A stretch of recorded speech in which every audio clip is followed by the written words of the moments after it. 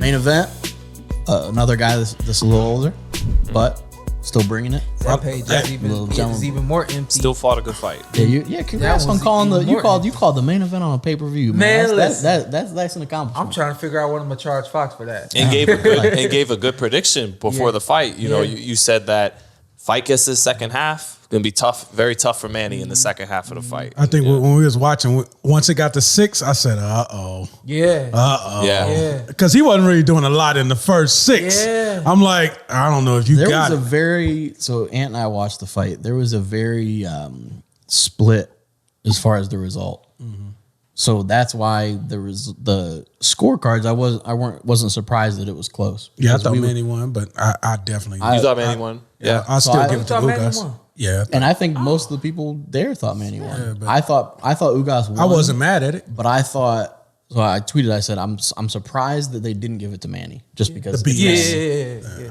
And I'm shocked it was a unanimous decision. I thought at least it was going to be split. Yeah, that got me. And I'm happy for Ugas because I thought he landed the cleaner shots. I thought he won the fight, and he's had close fights. Whether everyone just keeps going back to your fight, but like he's had close fights and he came up short. But COVID-19 is the only thing that kept me from going into his locker room. I really wanted to extend my hand to him and Silas and his entire team. I know Louis DeCubas very well. I was so happy for them, man. I just thought that they did a fantastic job. I did not see it. I saw 8-4, and that was me being nice to Manny and giving him a round that I actually scored 10-10 because I thought it was too close. You know, I thought, like I told you, I felt. Should we say this? Go for it. I felt like you should have been more on angles with Ugas. Mm-hmm. I thought Manny was gonna be on angles with Ugas. Manny looked old. Yeah. Manny looked old. And said he was tight. Like he had them complaints we'd be having. Oh, I just walked downstairs. Right. Oh, I think I tore my hamstring on the couch. I mean, I think the spurts for Manny. We talked about with Mike Sayo, the spurts. We talked about the flurry. So if he was throwing these 5 punches, not a lot of them were landing clean, if at all. Yeah, we so see. My concern was the judges. Right? Yeah, the judges were gonna be like, "Oh man, look at Manny, he's jumping, he's firing these shots." Although off. Ugas's face showed that some shots were and that's what somebody said yesterday. Like he was landing punches. It's not to say Manny didn't touch him. I did the best I could to like kind of give it to y'all during the telecast, but I knew I'd have more time and more of an opportunity to do it now. Ugas gave Manny, from what I could see, it looked like 4 different looks. And Manny could not figure out which one was coming and when it was coming. There were moments where Ugas would stand there and block. Then there were moments where Ugas would back up and force Manny to use his feet. Now Manny doesn't know, like, am I going to have to run in and get you? Yeah. Or, and end up walking into something. Or can I stand right here and punch you from the outside? Those were the 2 looks. And then he gave another look where Manny would start to punch. And then as Manny was finishing, he would go. Yeah. And he started to finish the exchanges even better than I've seen anybody finish exchanges with Manny Pacquiao. Yeah. And then there was one other look that I felt like he was given that has escaped me right now, but I felt like here's the thing that I think we all overlooked. Even though this was a late replacement fight for Yordenis Ugas, and I'm pulling from my own experience, and I don't think that I'm wrong. You're always looking at who's at top. So even though I'm getting ready for you, if you're at top, I'm always at some point I'm gonna be hitting the bag thinking about you, thinking about what I would do against you. Yeah, I got you in front of me right now, but my target is you. And so at some capacity, he's always thought about Manny Pacquiao. He's always thought about Floyd Mayweather, myself. Forever. Yeah. And so it's like you're preparing for them without actually intending to prepare for them.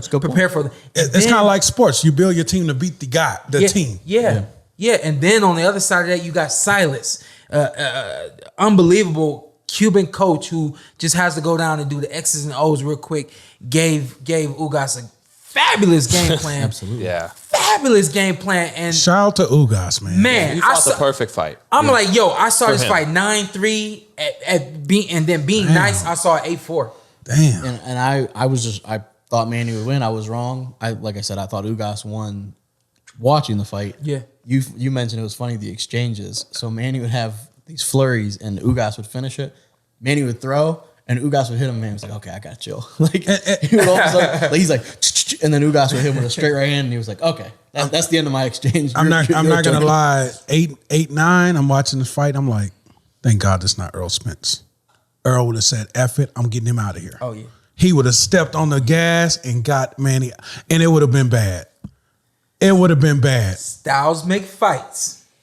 Earl would have stepped on the gas and banged him out of here. Fights. I'm still gonna go on record for saying I'm not sure how that fight would have went. Earl would have, Manny got old. Is Ugas man. a little cuter than Errol? Got a little. They're both good looking guys. No, I know. The boxing. No, I know what you're saying. I like my man with hair. No, I would say that I think that A little Errol's trickier, a little more savvy. Errol's got more than Ugas. Right. Ugas used what he had and he used it to perfection. Manny wasn't ready for what Ugas had and could never figure it out. Yeah. Could literally never figure it out. And I'm not saying that Errol Spence Jr. is an easier fighter, but Manny was preparing. I'm not making excuses. Manny was preparing for Errol Spence Jr. And so I just think no matter what, he would have got tired, Sean. The mid round. Yeah. We even said that before. The mid rounds, Yeah. we said Earl was gonna break him down. the back. I said the back. That He back was 4 to 5. And you know what? Earl started going to the body. Yeah. And adding in that Manny said he was tight and couldn't really. You can't be tight It was against Earl Spence. If you're gonna be tired and tight. He be would laid out. have clipped him But to death. I agree with what you were saying though, as far as it would have been a very different fight. Yeah. Just Yeah. in general. But I do think Errol would have won. I think Ugas is. I'm very happy for him. Just in the now you're vindicated as the champion. Yeah, because nobody. They handed you the title, whatever. Yeah. And afterwards, I felt happy for I'm him because glad he was you like, said he was that. like, I told you. Like, Yeah. I was the champion. He was respectful all week about it. He didn't go back at Manny about, oh no, this is my belt. And I just, he just But he Hey, shout out to all you conspiracy theories out there. with the bicep. With the biceps and stuff like that. Yeah, somehow his arm Hey, didn't bicep fall that. off based on that. Bicep that. Yeah. I was so happy for him, and I think Yeah, I said, remember months ago when he was awarded the title, I said, Beat somebody. I said, you got to beat somebody. As soon as you win one fight as a champion, somebody. then I'll call you a champion. Fight gets scheduled with Manny, I'm literally like, dang, I wish I could call you a champion, but now you got Manny. Man, listen, what he did last night was special. Ugas is a champion. Ugas is a champion. But And that boy went to the background. He cried so much. I know he did. He cried so hard. he really and he was humble. and he's done. all He's week. gone through a Yeah. lot. He's gone through a lot in his life and his boxing, and it was good to see. Hey, shout out to. Oh, sorry. Oh no. Shout out to Yordenis Ugas and Shawn Porter for effing up the welterweight division by the end of the year. Right. It was supposed to be. Yeah. This could get really effed up. Yeah. So, one thing too quickly about Ugas before I get into the fight is I didn't know until fight week that he had a daughter, a 7-year-old child with autism. So, shout out to the champ for getting that done for her. And Absolutely. yeah, I just think that's a beautiful thing for Yordenis. Yeah. Coming from, Cuba, where he said it was a really living in communism was so hard, and then he has his daughter out here, and his nickname is Miracles. So that's a fitting nickname, man. Happy for him and his family. Yeah, and he, I think on a not a skill level, we'll go with that, but like he doesn't do one thing. He doesn't have one thing that's like his calling card.